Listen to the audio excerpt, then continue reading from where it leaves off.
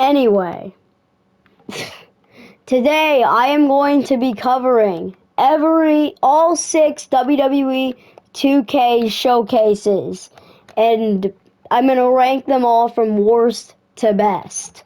So anyway, if you happen to enjoy this video, hit the like button. I suck at intros, I'm sorry. But,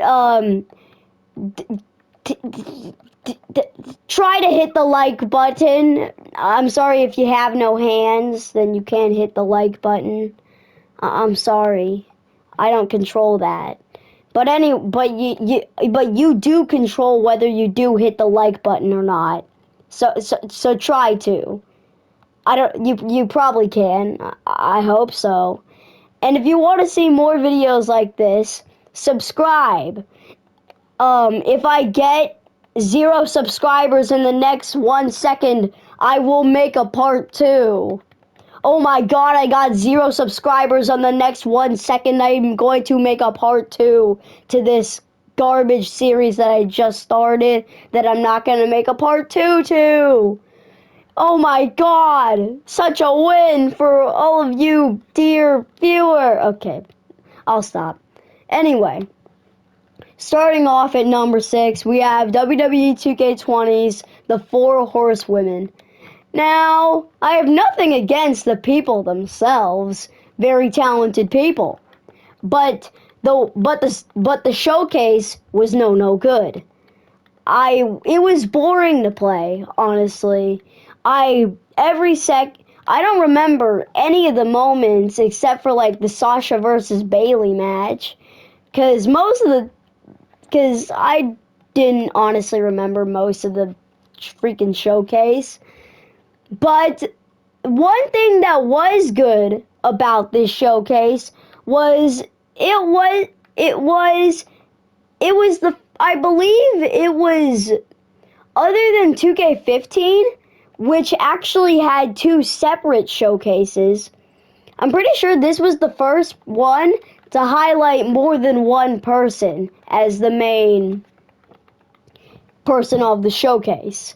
But still, I didn't like it. It was boring to play. I didn't remember, and it's just unmemorable. And now this brings us to number 5, WWE 2K19. Now, I liked this showcase. The reason I didn't rank it high, though, was because all of the stuff, I didn't mention this with 2K20, but all of the stuff had happened in the last 10 years, except for the first match, which was in 2003. But still, that was one match. The rest of it all happened within 10 years of the game's release, which I don't have a problem with that because it was a good showcase, but it's just kind of lazy to not go back to like the old days, which we'll get back to later. Anyway, this was a good showcase. I really did enjoy playing it, but I couldn't rank it high just because it had no replay value. Anyway, and now we go to number 4, which actually might be a surprise to some of you. This is going to the Rey Mysterio showcase of 2K22. And I actually really liked this showcase. I thought that it was fun. It wasn't memorable exactly. I only remember playing the Eddie Guerrero versus Rey match. I don't really remember the rest of it, and that's the reason I ranked it at number 4. It was a fun showcase, but there is another reason. They chose 2 matches that did not deserve to be there. Rey Mysterio versus Samoa Joe on Raw, and Rey Mysterio versus Grand Metalik on Raw. And both of those matches had happened in the last 5 years. I was hoping to see more of like Ruthless Aggression era, more like Ray's WCW career. I thought that would have been a lot better. And they didn't even highlight the dude's WrestleMania title win, which I think is a bummer, but I enjoyed the showcase, but I can't say anything more about it. Anyway, we are 5 minutes in. Good, good, good. I'm getting content. Anyway, number 3 is WWE 2K15, CM Punk, and D-Generation X.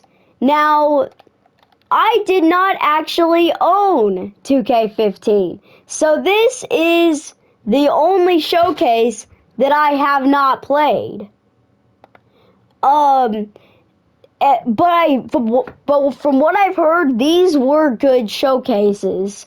So that's why I ranked them at number 3, because I never played them.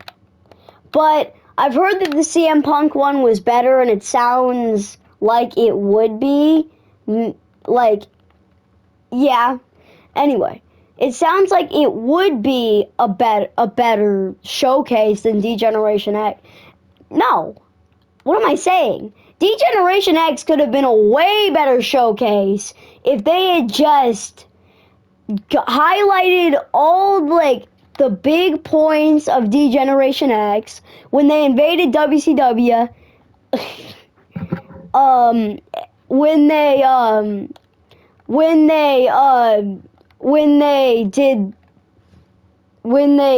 brought out, like, when, like, they would, I don't know, I didn't watch wrestling then because I wasn't really alive. But when they did the thing, the thingies, I think that could have been a better showcase. But what do I know? I never even played these showcases. So don't take it harshly if you love these, because I don't know anything about them. These were the only showcases I didn't play. Anyway, number 2, WWE 2K14. 30 years of WrestleMania. You expected me to rank this at number 1, but no, I didn't want to. That reason being, I don't know, I loved this showcase. I thought it was fun. It was really amazing. I thought I replayed it like 4 times, but there was something, it just felt like it was missing. One was there was no Roddy Piper matches, which, if you know the story, Roddy Piper wasn't very happy about that. And also, I don't know, it just felt like it was missing something. But now we move on to number 1. And remember, this is all my opinion. If you thought that 2K14 was the best, so be it. If you thought Daniel Bryan 2K19 was the best, so be it. But if you thought that 2K20 was the best, you're not allowed to watch YouTube anymore. I'm sorry. I'm just kidding. You can have your opinions, but this is my opinion. The right opinion. And number 1 is WWE 2K16 Stone Cold Steve Austin. Now, a lot of people not including myself, didn't like this showcase. I don't know why. It was very, very different from other showcases. You got to select matches. It was weird, but I loved it. It was and it was the perfect person to do it with too. If they had done a showcase for Roman Reigns, because he was originally supposed to be the cover star, if they had done a showcase with him, it would have sucked. Because at the time, everyone hated Roman, not because he was a bad guy, but he was just, nobody liked him. He was supposed to come out as a good guy, but no one liked him. And I'm pretty sure WWE knew this because they had Rollins cash in. You know the story. Anyway, we had a bunch of good matches on the showcase. There were a bunch of matches, dude. There was like so many matches. As opposed to 2K22's like, what, 9 matches?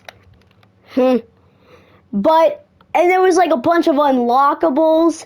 And as I said before, it was the perfect person to do it with. Because before Stone Cold came around, WWE was struggling against WCW because they had brought in the whole NWO thing. Hogan turned heel. They were doing way better. But then they brought in Stone Cold, and that just made a perfect showcase to me. They highlighted a bunch of good matches, a bunch of good moments, like Austin winning the title.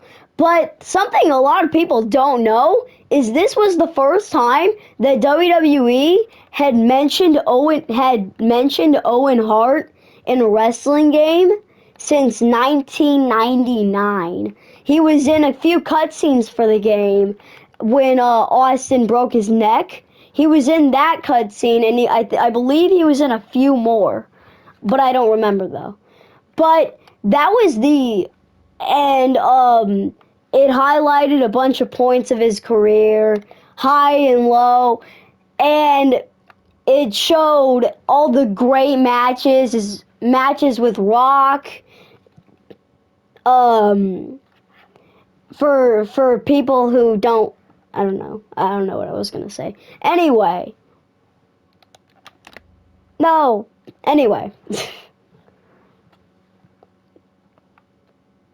anyway, that was just a great showcase to me.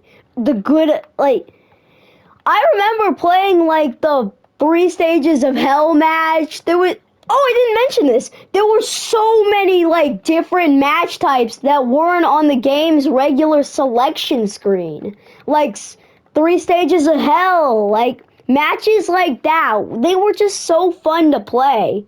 But I do have one criticism, and that was the fact that the match at WrestleMania with Mike Tyson, with Stone Cold wins the title, I believe. Mike Tyson ain't there! We've got this generic NPC replacing freaking Mike Tyson. Anyway, that was my small complaint about the showcase. But anyway, I hope you did enjoy, which I really do. I hope you did enjoy. I am now a robot now for some reason. Anyway, I'm going to make R-Truth tap out real quick. So you have to watch me win. I'm sorry. So now I put him in the sharpshooter, lock it in, and now he taps out. Hurrah! I won! But anyway, I truly hope you enjoyed. And I'll see you in the next video. Deuces.